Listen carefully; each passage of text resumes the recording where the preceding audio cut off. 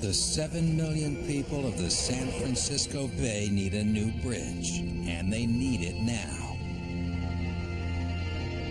Hundreds of workers are scrambling to replace the Bay Bridge. Make sure this happens. One of the busiest bridges in America, and a seismic disaster waiting to happen. Earthquake damaged once, when the big one hits, there's a good chance this antique erector set will crack and crumble down to the bottom of the bay. A radical new construction scheme has the workers tied in knots. This ain't my whole design. This is one deadline they can't afford to miss. All our grandkids will be able to say, and my grandfather worked on that bridge. That thing's going to be there forever. Building the impossible, an earthquake-proof bridge, right now on Extreme Engineering.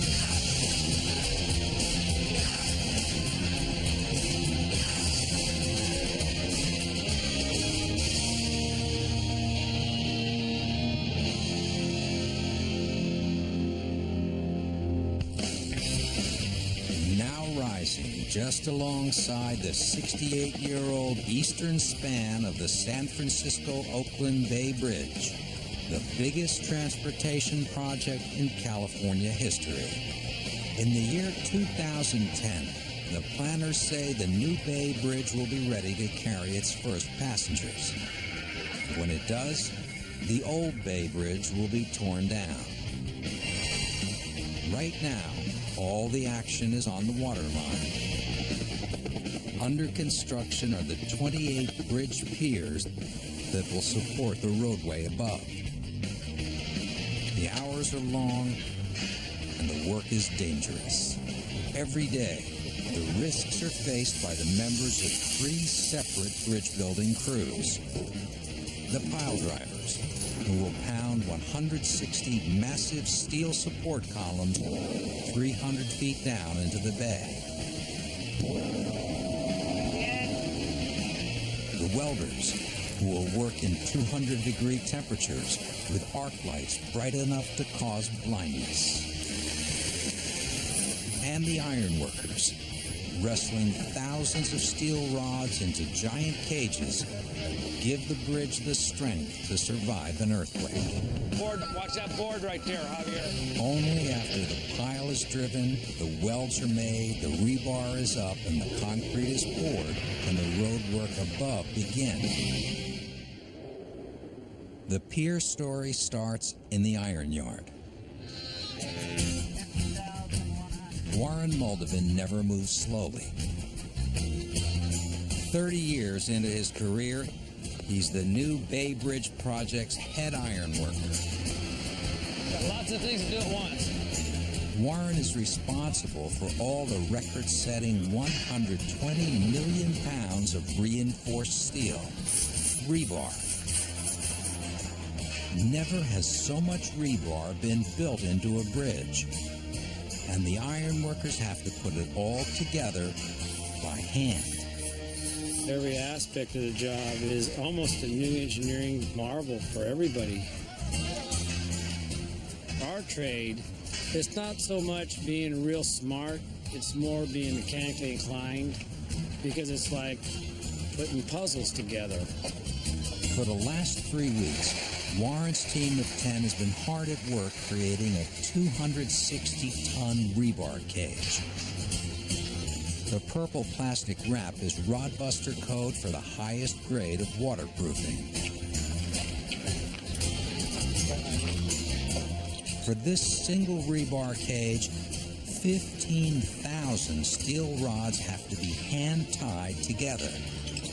One twist, one knot at a time. They call it rod busting, and it's back-breaking work. An iron worker, if he can go 10 years without hurting his back, he's probably pretty lucky. I have 2 sons that work on this job with me, which I'm real proud of. My youngest son, Corey, he's an apprentice. Shane, he's my second youngest. He is a foreman out here. He started here as a journeyman, He become a foreman in probably 5 months out here. Warren depends on Shane. He's his go-to guy. I'm in control of everything that's going on out here, making sure all the rigging is adequate, it's checked for safety, and everything goes as planned. It's all safe, ready to go, no problems. Where's Corey at? Little brother does what apprentices do best. My job is to clean up and help Shane. Everybody's He's not our he's just like the extra hand. Today the crew will begin to assemble the pieces of the rebar cage. Just one of 3 that goes into a support pier. They have 2 days to hoist a pair of rebar walls along with 4 cylindrical columns. Held together with only wire, these sections will make a massive 260-ton rebar cage that will then be placed out on the water. And then double check all the rigging, right? If they can get it off the ground in one piece. Each Bay Bridge pier wall weighs 28 tons, heavier than any rebar wall the crew has ever lifted. Warren had to design a custom-built system of rigging cables to get it into the air safely. Hey, make sure these things don't get hung up, too, when we're coming up, right? The biggest problem is keeping the wall straight as it rises. The rebar is strong, but without concrete to fill it, it's a 1,000-piece skeleton without the flesh. Everybody pitches in to make sure that Warren's system of cables connecting to the cranes is right. Even Foreman Shane. Oh, you mother...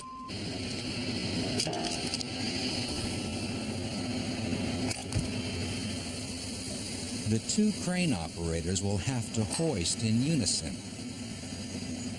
If the red crane driver Jeff zigs, when gray crane driver Rod zags, they will tear the wall to pieces.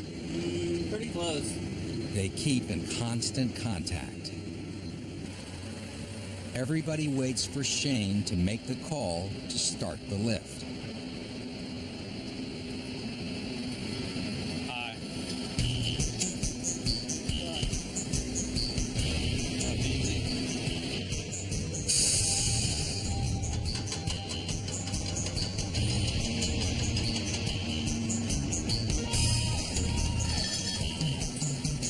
A little settling is normal.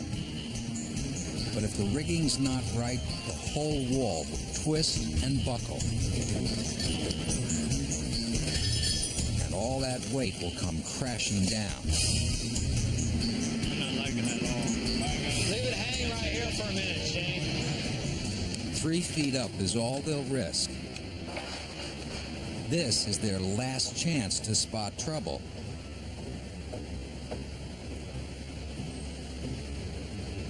Once the wall goes up, there's no bringing it back down. Shane sees something.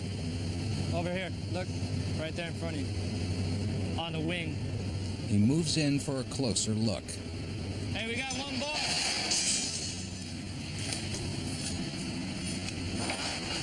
Fortunately, it's only a spare piece of rebar left in the wrong spot. So Shane resumes the lift. Together coming up.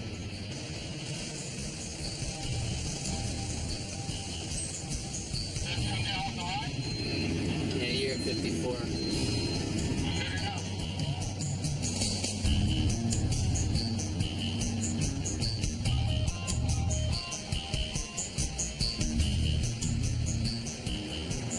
Even the crew can get mesmerized by the sight of the 5-story tower going up.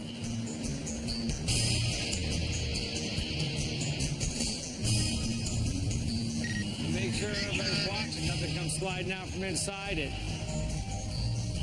From this height, even a single falling bar could kill a man instantly. It's all right. It'll come to the inside. You're about 4 foot off the ground. Now, right there is where you can trip it. It ain't going to make it.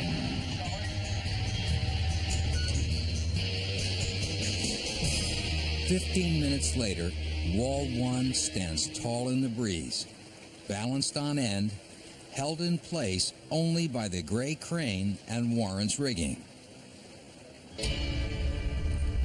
It's time for the Cowboys of the Sky.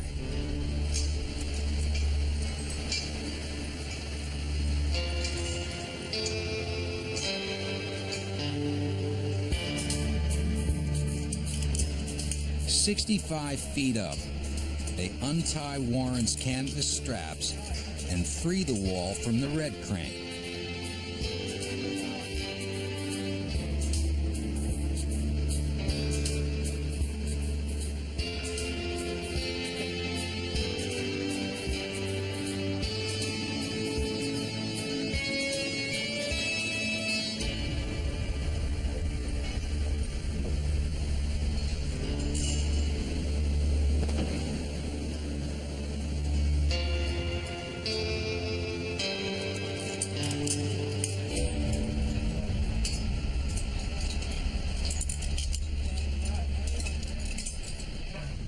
Now it's Rod's turn. His gray crane lifts the wall straight up and swings it out onto the assembly barge.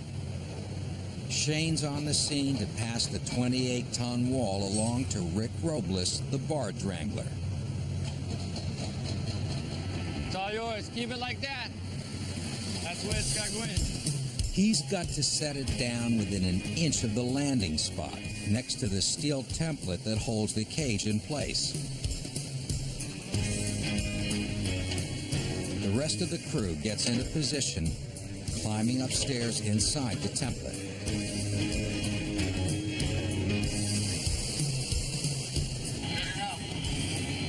Get our chain pulled off. With the wall finally in place, the rod busters lash it on to the steel template.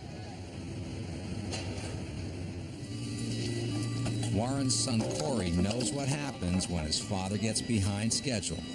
What's that? Watch your finger. Working for my dad is pretty nerve-wracking sometimes. You gotta move fast, be quick. Rodney hooked up. It's a whole lot easier for you to holler at your kids than it is to holler at another man, same age. And I guess that's just normal, right? Well, I mean, help them. Work with them. By the time the second pier wall has been placed, there's only 1 hour left in the day's shift. But Warren is determined to squeeze out one more job, preparing the walls for the columns to come. Hey, Rick, see how we did this? Warren remembers the last time they tried it. Rick Robles' crew rigged the wrong side of the wall first. Warren didn't like that. In the morning, we sat till 10:30 before we lifted the column because that side was ready, but this side wasn't. So this side has to be done first no matter what. If it takes everybody here, we got to bring Shane off the dock. He's not doing nothing. He can come out here. He can go to work too. When Warren cracks the whip, there's nothing much to do but hop to it. Get over and get set to pick this up. The barge workers and half of Warren's crew, including sons Corey and Shane, stay 2 hours extra to rig the wall for the massive columns to come. Maybe it wasn't the perfect day, but Warren will take it. It's just another day. Meanwhile, out on the water, the pile butts speak softly. Can't is not an acceptable word. And carry a really big stick. It's not famous like its glamorous neighbor, the Golden Gate. But the Bay Bridge is the workhorse. 280,000 cars cross it every day. It's one of the busiest bridges in America. If traffic can't cross the Bay Bridge, Northern California comes to a standstill. As the world discovered on October 17, 1989.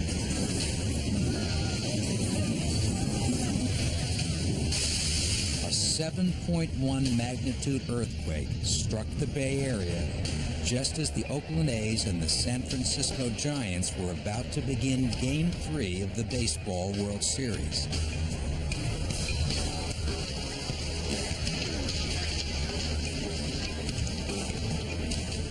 An upper deck road section of the Bay Bridge collapsed. Wrong direction, there's another car.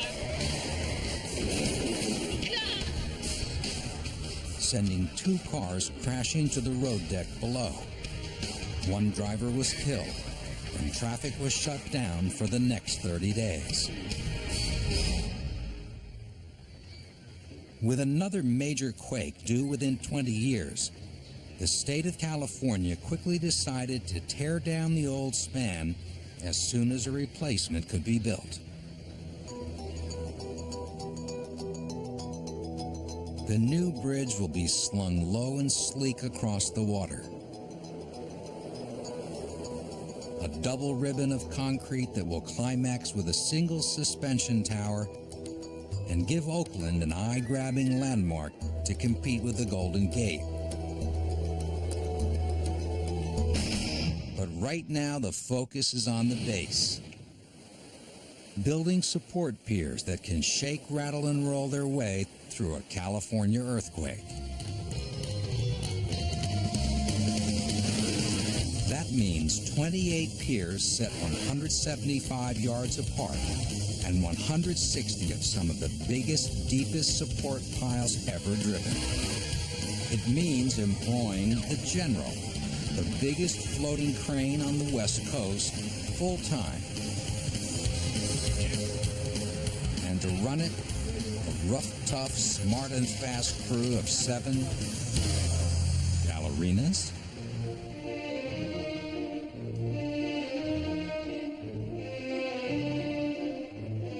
These are the pile butts.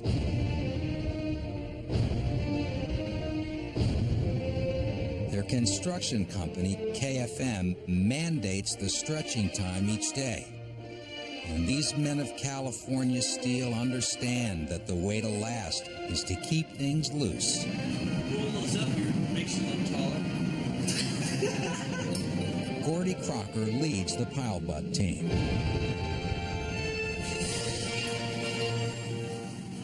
Go down there and Roy's going to show you how to do that. Tell me if they're going to fit. If they're not going to fit, then I got to clean out the well on the... Gordy is a third-generation pile driver who has only lately made the jump from line guy to team leader. I haven't been a foreman for very many years. I've been doing this for about 25 years, and this is only about the 4th or 5th foreman job. I can't physically do the things some of these other younger guys can. When you can't do it anymore, you become a foreman. The pile driving starts with the men pounding a 150-foot length of pipe into the soft mud that lines the San Francisco Bay. A second pipe is fitted on top, welded to make a double-length pile, and then pounded even deeper to a total depth of more than 300 feet. 5 more piles sunk at precise angles will create a double tripod of support for the roadway above. The men hope it will stand up to the big one. Everybody wants to be on the big job. Right now, this is the big job. It's construction work. This is just a larger scale. You know, we all drive pile. This is just a big pile. Today, Gordy and the crew on the General are sidled up right in between the coffer box that will hold pier number 6 and a barge that holds the pile sections. The pile sections are massive steel tubes, 150 feet long, 8 feet in diameter, 220 tons each. Put two of them together, and you've got a single support pile. These are some of the deepest piles ever driven for a bridge. How to hoist these babies? Carefully. Touch boom down, Tim. Crane operator Tim Lassiter gets the job going by lowering a custom-built 10-foot rigging beam.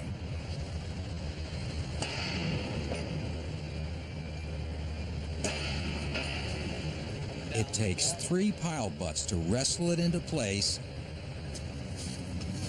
and pin it closed. Pin. Okay, we got it. Roy Herder's point man on this launch. As soon as Keith gets to the other end, can we loft this?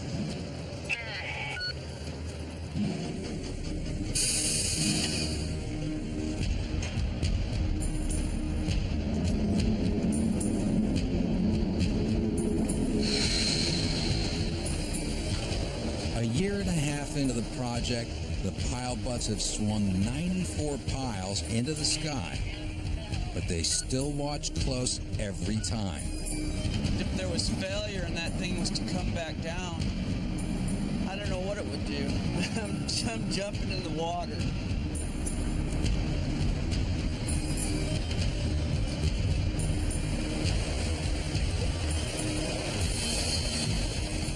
Tim swings the pile from the barge it was lying on to the deck of the General.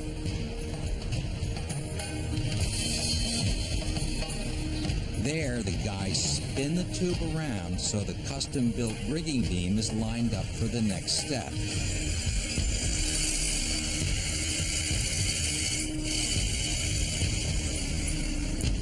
That's Chris Puglisi trying to hold back 220 tons of steel. Good luck, Chris. With a little help from the crane, he does it. Get the hell out of here. Time to hop the gangplank off the General and onto the waiting cofferdam.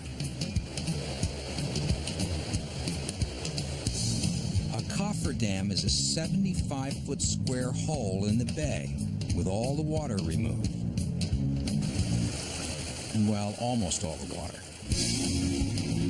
The cofferdam comes equipped with preset holes for the piles to slide in at just the right angle.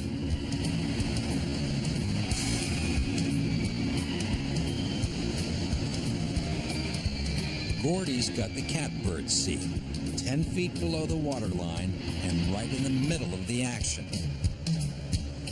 Okay, Roy, watch I don't bump anything on the backside. Back up in the crane cap, Tim drops the steel tube toward the template hole.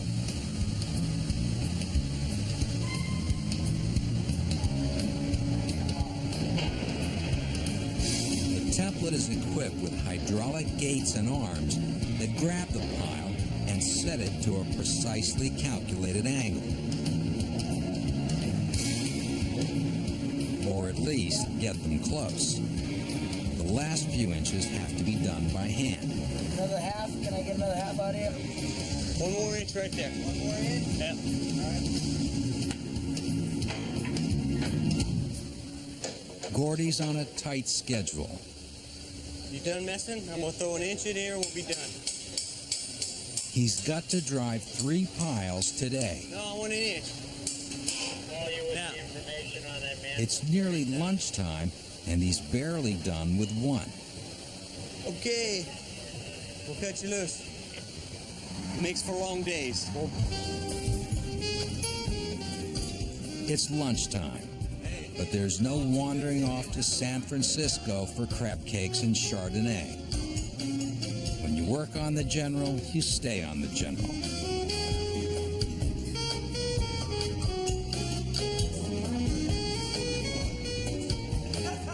The guys seem relaxed, but Gordy's doing a slow burn. And here comes trouble. Dave Nielsen, pile driving superintendent, and Gordy's demanding boss, He's come by to remind the guys how important it is to keep the grueling schedule he's set. He's got a way of getting under Gordy's skin.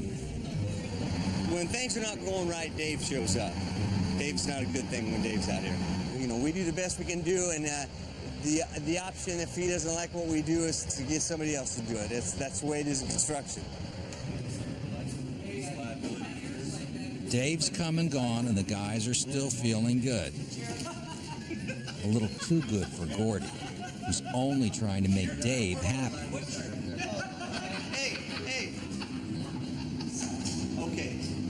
You want to do this the right way? You want to go work for one? I'm in no mood. Okay. I got Dave in my deep right now to get some things done. Okay. Now we want to put around now and get this squared away. Do you got it? Does everybody got it? Do I have to say it again, or are we done now? Okay? The procedure is to go over JHA, and we're going to do it. Does anybody have a problem with that? Okay? So I'm about paranoid. You guys all know how I freak out when don't start going right. Okay, so I'm freaking out right now, so we're gonna calm down and make this all work like it's supposed to work. Okay, so we're going to work like a bunch of professional pilots out here and do what we got to do. And if the TV camera is going to mess with that, then the TV camera is going to go away. Let's just maybe give Gordy a little time to cool down, shall we?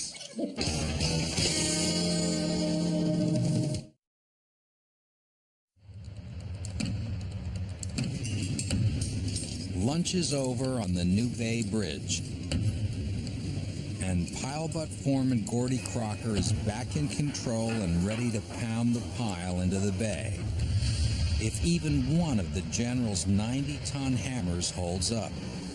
Okay, Tim.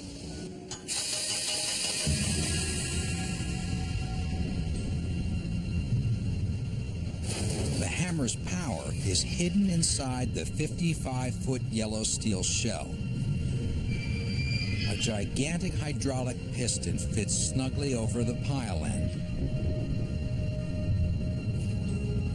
At the touch of a crane operator's button, the 90-ton hammer slams down on the pile with 1.2 million foot-pounds of pressure.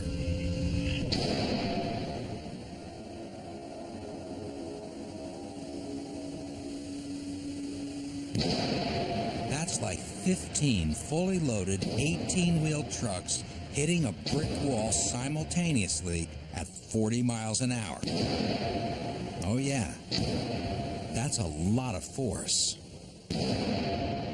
All day, 3 miles around, everyone can hear the mechanical heartbeat of the bridge.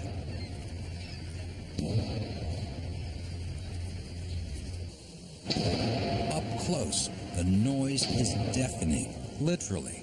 The pile drivers are required to wear 2 layers of ear protection, earplugs, and high-tech ear muffs.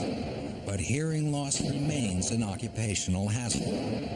After 25 years in the trade, Gordy has lost half his hearing.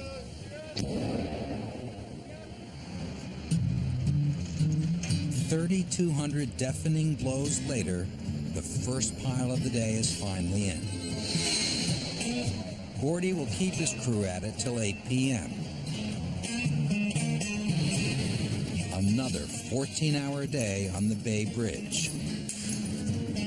Good for the bank account, brutal on the mind and body.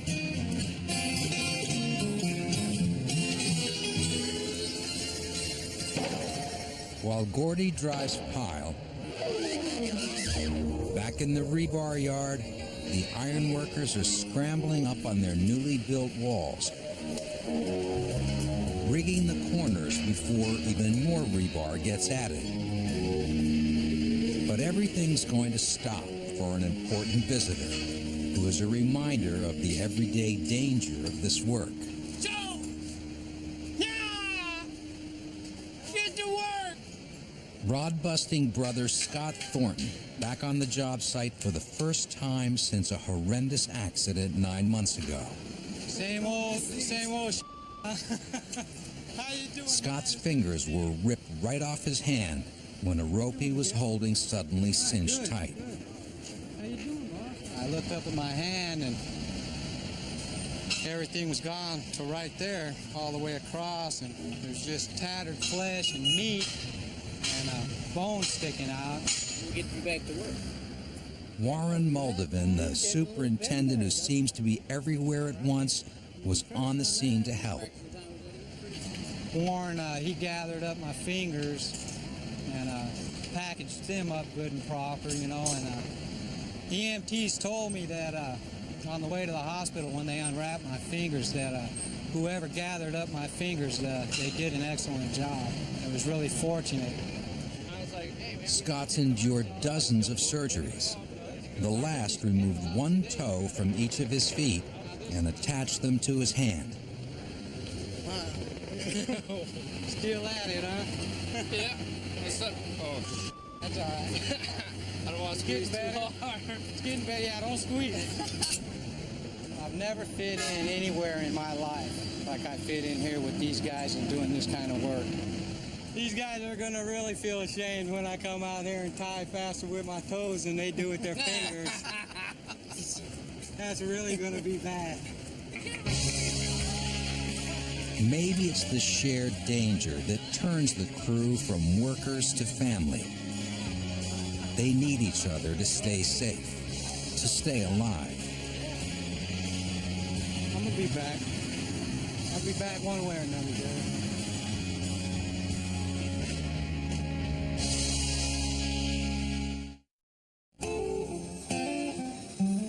It's Friday at 4 a.m. at the New Bay Bridge Iron Yard. Superintendent Warren Moldovan has come in early to dust things up and plan his day. He's brought his son, 24-year-old apprentice Corey, along with him. Oh, man. Getting up with my dad in the morning. Now that's an experience I wish on no one. He always wakes me up. My day consists of alarm going off at 2:35 in the morning, leave by 3, no later. He thinks it's funny, but it's not, it's torture. Hey, get up, you ain't doing nothing anyways.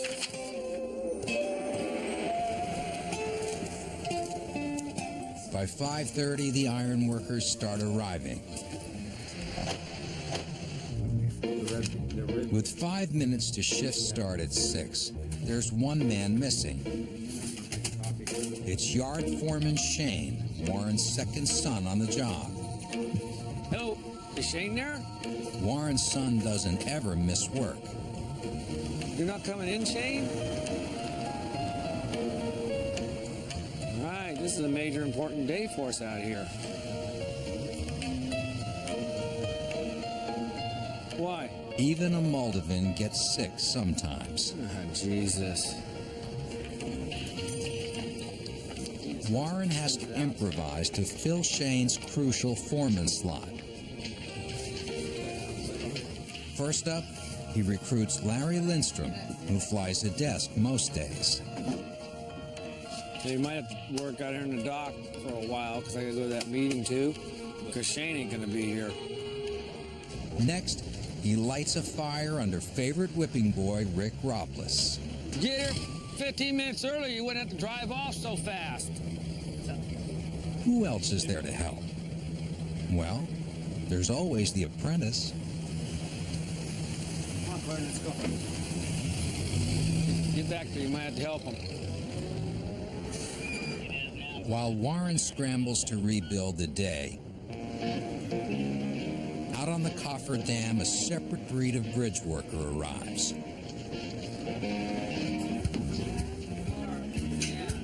These are the pile butt specialists, the welders. Crew boss Bob Harris starts the shift with a little chat about safety. Grinding was an issue with your sparks and directional sparks, okay? You gotta have respect for your partner, shooting sparks. Because the piles are too big to build in one piece, they're assembled in two sections. Where the sections meet, there's a gap. The welder's job is to fuse together the sections with hot molten steel. To do it, they'll work in a special work housing, the welding shelter. The daily commute leads 2 flights down into the cofferdam. Upstairs, it's a beautiful California day. Down here, it's a little corner of hell.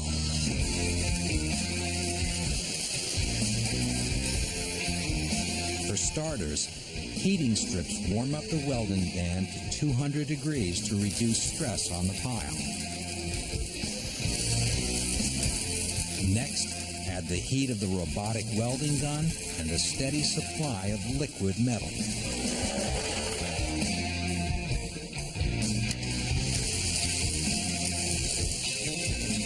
Two guys work a weld, each on one side of the pipe. This team will blast away for 12 hours straight and then be relieved by the night crew. The welding will go on for 72 hours straight. That's for one weld. The bridge will need thousands. The welding guys are a special breed. Even more special is this crew guy, who's not a guy at all. We have one woman welder, E04. She's a very, very good welder. I get along with everybody out here real well. They're my boys. I don't let the girl come out in me very much. I don't show the emotional side out here. If there's something I can't do the way the men do it, then I'll find a way to do it. Edie's a second-generation welder, and she's come to it after a long, hard struggle. My father's a welder. My brothers are welders. I avoided it for many, many years, but then I avoided a lot of things.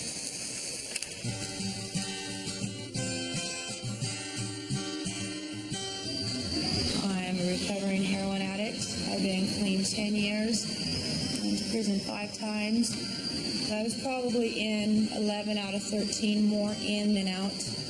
You know, I'd go in, do a term, come out, and stay out just long enough to get in trouble and go back.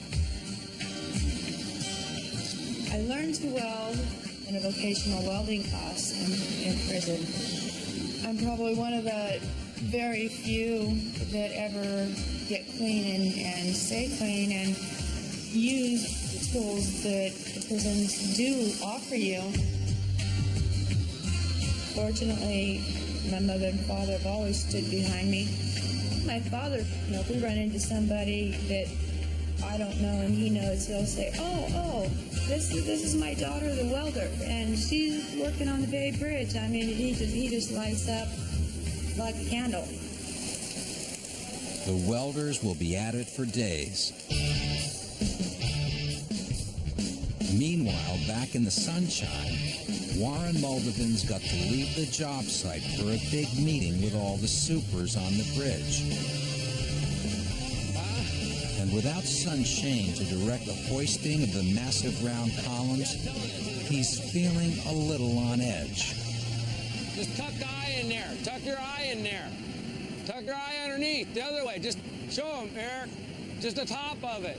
First. Put the top through first. Without Shane here, he does most of the rigging. Yeah. So we have to use different guys, so we got to watch. They don't rig every day. It takes an agonizing 10 minutes to lift the column upright.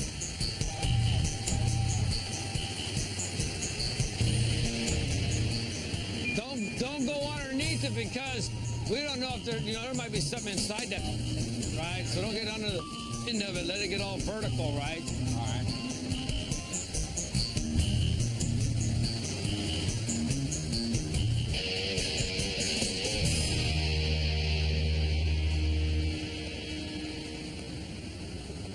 The job's still not done.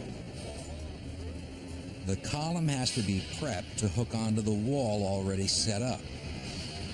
And Corey's in hot water with his dad. Corey, go grab your tools. Get your tools on. They're in his truck. I told you to leave them here. He left his tools in his brother's truck last night. Who thought he'd be sick? Leave your tools here. That's it. Time to go. Okay, I'm out of here. With one final clear instruction for the crew. Make sure this happens. Apprentice Corey can't climb yet, but he helps out on the ground. Even figuring out on his own how to pry loose a stuck rigging bar.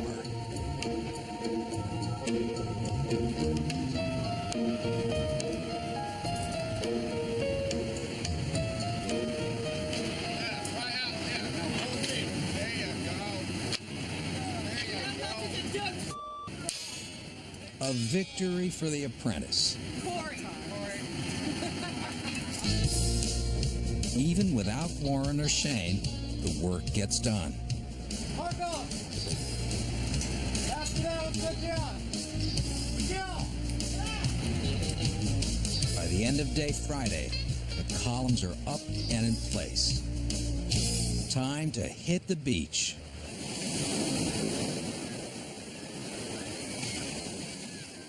It's a relaxing weekend at Pismo down near L.A. Moldovan style.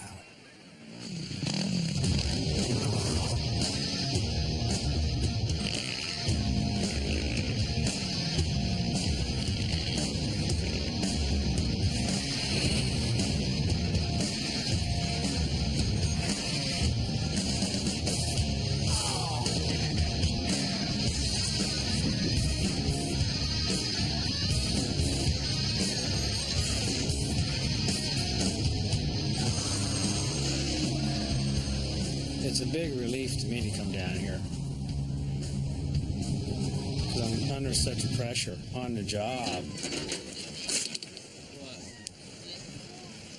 It's therapy for me, and I think it is for my kids too, to get away from the everyday, my dad is the boss. Oh, she is dead nuts. That's right on. Ready to rock and roll? Ready to go. Time to tear it up before the weekend ends and the Moldovans head back to the bridge. Get all the rest you can, guys, because it's back to work on Monday.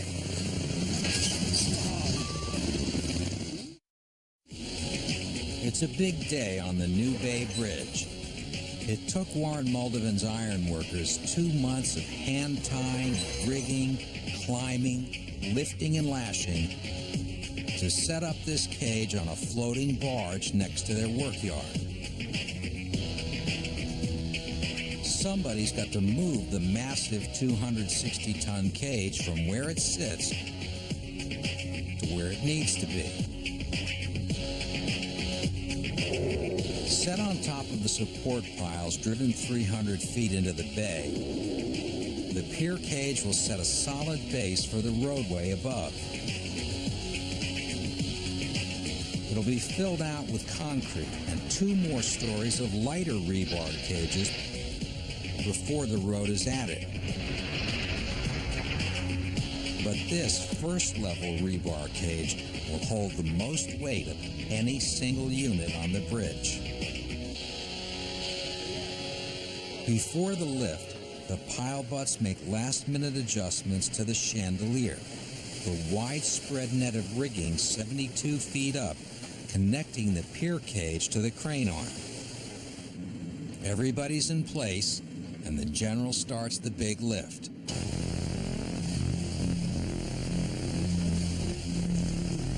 The trick here is to clear the template staircase the rebar tower was built around. Hey, Tim, give me just a little tiny bit of boom down. little tiny freckle here. It's only 30 feet up, but the slightest bump will cause big problems. Nice and easy, about 3 feet away.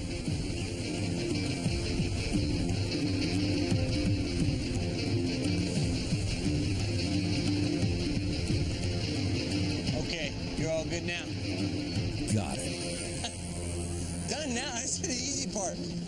Gordy and the crew head to the landing site and watch Tim swing the pier cage across the sky and down into position gracefully.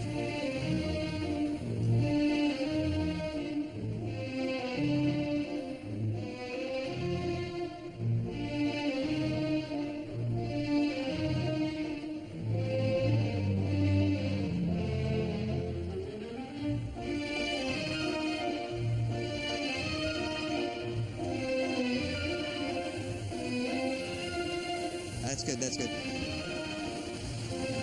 Okay, coming down. I'll stop.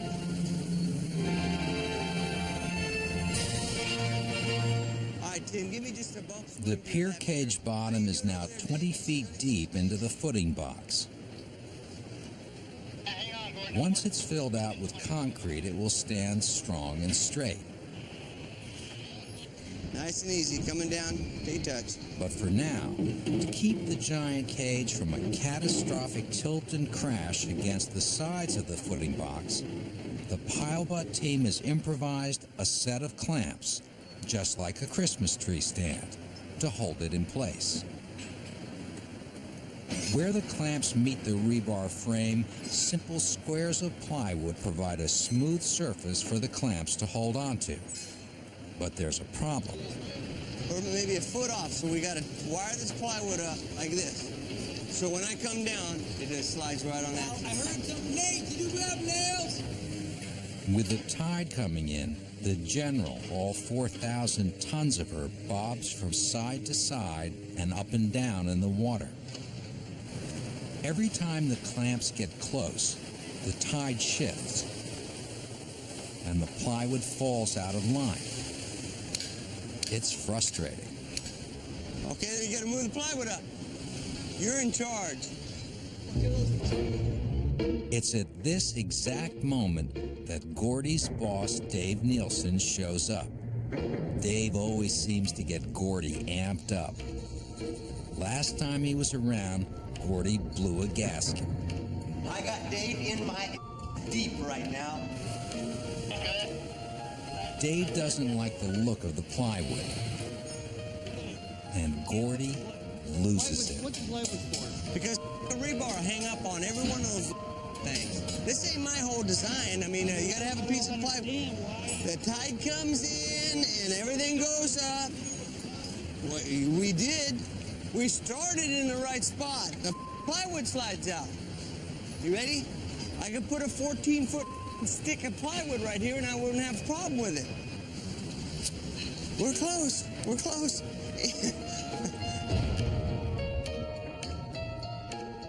Dave Nielsen exhibits the best of boss behavior. He gets out of the way and lets the crew he trusts finish the job. Yeah. All right, here we go. We're gonna guide wires. We're gonna check this out, see what we gotta do. Tide's coming in, so just keep an eye on it so it don't lift again. Finally, 3 hours after they began, Gordy and the crew have the pier cage locked into the brackets. Another one down, 17 more to go.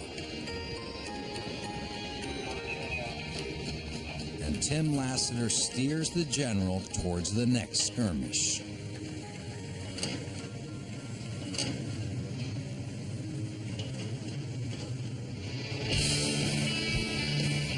For the next 6 years, the grueling and dangerous work will continue. The rod busters, the pile butts, the welders, and the rest of the men and women on the job will keep at it. For the money, for the pride, and for the knowledge that a piece of history flows through their hands. In all the ways that matter, the New Bay Bridge belongs to them. It's like, a brotherhood is what it is. It takes a certain kind of individual to be an iron worker, to do some amazing things. We put the world together, one bar at a time. I love every minute of it. You know, every day when I get in my car to come here, I feel thankful. I walk down that trestle and get on a boat with big pride. It's great. Warren Moldovan has another year and a half on this job. After that, his sons Shane and Corey can't see Warren in a rocking chair. That man will never retire. I'll have 3 kids who'll still be an iron worker. He's not worried about the money. He's worried about what he does, his name. That's the way I want my name. Oh, I love doing this work. And it fascinates me to see things that you would think are impossible. And to be part of that is so fascinating in my mind that I wouldn't give this up for anything. I won't go home until the last dog dies. The last piece of rebar is placed.